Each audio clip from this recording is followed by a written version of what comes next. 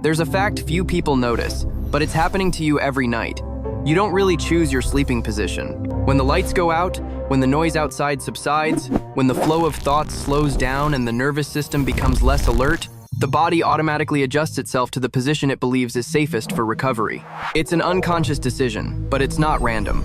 The way you sleep, the position your body maintains for hours on end, is silently impacting your brain, spine, respiratory system, digestive system, endocrine system, and even your emotional state the next day. Each sleeping position is like a background program that your body runs throughout the night.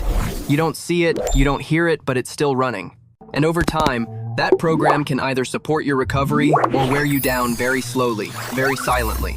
In this video, I'm not going to tell you about quick sleep tips or general advice, but from the perspective of someone working in the health and neuroscience fields. We'll delve into the 6 most common sleeping positions, analyzing exactly what happens to your brain and body when you sleep in each position, why your body chooses it, where the real benefits lie, what the potential costs are, and how to make small but correct adjustments so that your sleep is not just rest, but true restoration.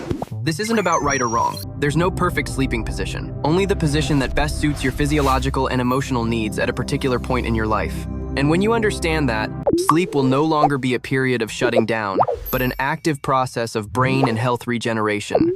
When a person sleeps on their back, many things in the body begin to rearrange themselves in an optimal mechanical way. The spine is in a neutral position, neither twisted nor bent. Pressure on the intervertebral discs is reduced after a long day of supporting gravity. The muscles around the neck and shoulders, if properly supported by a suitable pillow, have the opportunity to completely relax. But the most important thing isn't the bones and joints, but the brain. When you sleep on your back and your body is truly relaxed, the brain's glymphatic system, a special network responsible for cleaning up metabolic waste accumulated during the day, works more efficiently. This system is only highly active when you are in deep sleep. It's like the brain's nighttime cleaning crew, washing away excess proteins, metabolites, and neuro waste that, if accumulated over time, is linked to cognitive decline. Therefore, many people who sleep on their backs correctly wake up feeling clear-headed, light, and with less mental fog.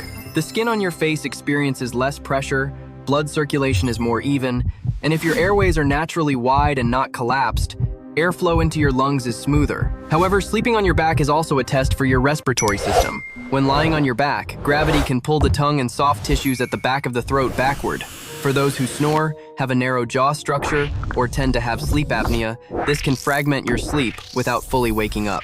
You might only feel tired, have a mild headache, or have poor concentration the next morning without understanding why. Sleeping on your back isn't bad, but it's only truly a reset mode when your airways are clear and your neck is properly supported. The majority of people worldwide sleep on their sides, and this reflects a very deep biological intelligence. Sleeping on your side is the position where the nervous system feels safest to relax. When you lie on your side, especially your left side, your heart doesn't have to work as hard against gravity. Blood returns to the heart more easily, and your digestive organs are aligned according to their natural physiological axis. The stomach is lower than the esophagus, reducing the risk of reflux. The small and large intestines work more efficiently in moving waste. The brain also benefits from this position. Research shows that sleeping on your side supports waste removal in the brain better than sleeping on your stomach, and in many cases, even better than sleeping on your back if the airway isn't optimal. But sleeping on your side isn't just about biology, it's also about emotion. When you curl up slightly, chest closed, stomach covered, your body is sending a very ancient signal: I am safe. The parasympathetic nervous system is activated, heart rate slows, breathing deepens, and you easily drift off to sleep. This is why many people find sleeping on their side to be the easiest sleeping position. However, the price of this safety is pressure on the shoulders and hips. If the mattress is too firm or the pillow isn't supportive enough, nerves and blood vessels can be compressed, causing shoulder pain, numb hands, or stiff hips in the morning. If curled up too tightly, the rib cage is compressed, and breathing can become shallow. But with minor adjustments, sleeping on your side is one of the most balanced positions between recovery and comfort. Sleeping on your stomach is the most controversial position, and also the one that reveals the most about the body's unconscious needs. Mechanically, sleeping on your stomach puts the spine at a disadvantage. The neck is twisted to one side for hours, putting significant pressure on the cervical vertebrae and surrounding muscles. The lower back is compressed, increasing its natural curvature, and the diaphragm has less space to expand, resulting in shallower breathing. But why do many people still sleep on their stomachs? The answer lies in the feeling of pressure. When the chest, abdomen, and entire front of the body are pressed against the bed, the nervous system receives a signal similar to that of a heavy blanket. The deep, even, and continuous pressure can reduce restlessness, decrease nighttime movements, and for some, create a feeling of being held securely enough to ensure restful sleep. In some cases, sleeping on your stomach temporarily opens the airway and reduces snoring. But these benefits are usually short-lived.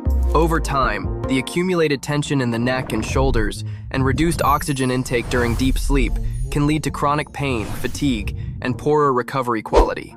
Sleeping on your stomach isn't wrong, but it's a sign that your body is seeking stability through pressure rather than through natural balance. There's a sleeping position that looks very open, very comfortable, but few people pay attention to its deeper meaning: the starfish position. Arms outstretched, legs open, chest wide, occupying a lot of space. This isn't accidental. A body only expands in this way when the nervous system feels sufficiently secure. Physiologically, this position reduces joint compression, allows the spine closer to its neutral axis, and provides maximum space for the lungs to expand. Breathing is usually more even, deep, and stable. Many people who sleep this way have longer REM cycles and fewer micro-awakenings, as there's no constant pressure on a fixed point.